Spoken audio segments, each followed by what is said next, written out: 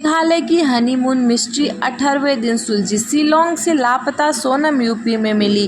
प्रेमी ने 50,000 में भेजे थे 3 किलर। पहले पाप मुक्ति के लिए व्रत, उसी दिन 5 माह के अफेयर के लिए सोनम ने सुपारी किलर से करवाई पति राज की हत्या। 4 तारीखें हैं। 11 मई को शादी, 23 मई को मर्डर, 2 जून को सब मिला, 9 को खुलासा।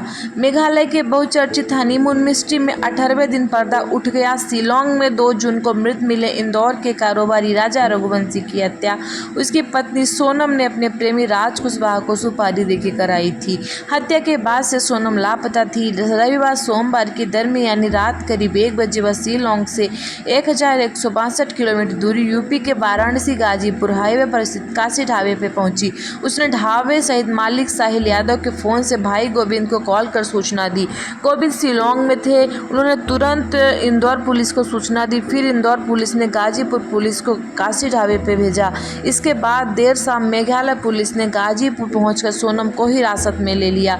मेघालय की डीजीपी ईदा सीसा नोंगरांग ने दावा लिया है कि यह लव ट्रायंगल का मामला है। सोनम और राज इस हत्याकांड के मास्टरमाइंड है। सोनम के कहने पर राज ने अपने दोस्त आकाश राजपूत, विशाल चौहान, आनंद कुर्मी को हत्या की सुपारी दी। पब्लिक सूत्रों के मुताबिक इसके लिए उन्होंने राज को 50,000 रुपये और मोबाइल दिया। फिर उन्हें शिलोंग भेजा। रात भर छापेमारी के बाद राज, विशाल को इंदौर, आनंद को बीना मध्य प्रदेश और आकाश को यूपी के ललितपुर से गिरफ्तार किया। इस गिरफ्तार के बाद ही सोनम सामने आई।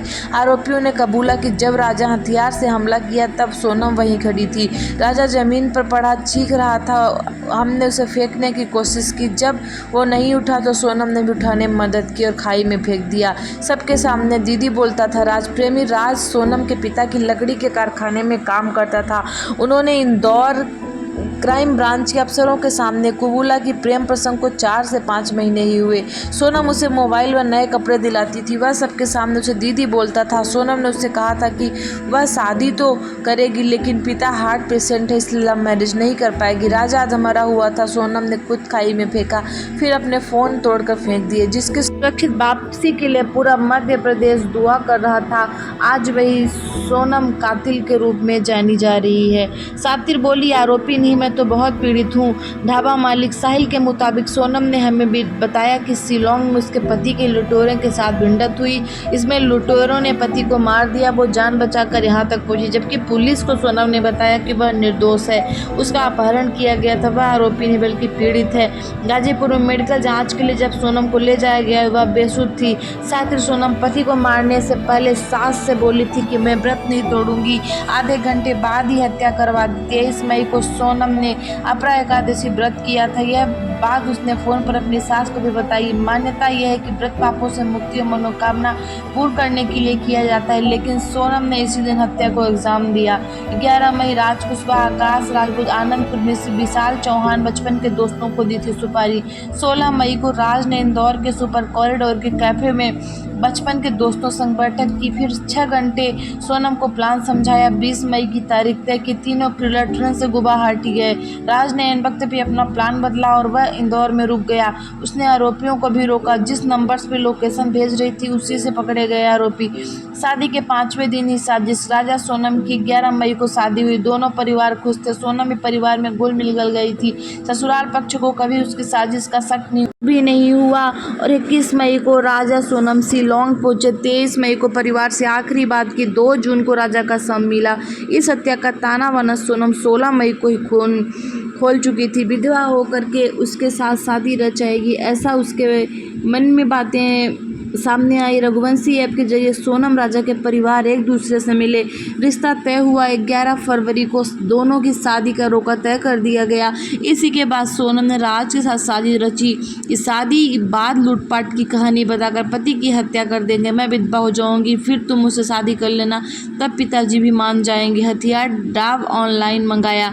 आरोपी ने जिस हथियार डाब छोटी कुल्हाड़ी से राजा को मारा वो गुवाहाटी में ऑनलाइन मंगाया गया था। आरोपी शिलोंग में सोनम राजा के होम स्टे से 1 किलोमीटर दूर होटल में ठहरे थे। इनके नंबर सोनम के पास थे। सोनम जहाँ जाती लोकेशन भेज देती, चिल्लाकर बोली मार दो इसे। 23 मई को सोनम फोटोशूट के बहाने पहाड़ी कोरसा इलाके में राजा को ले गई।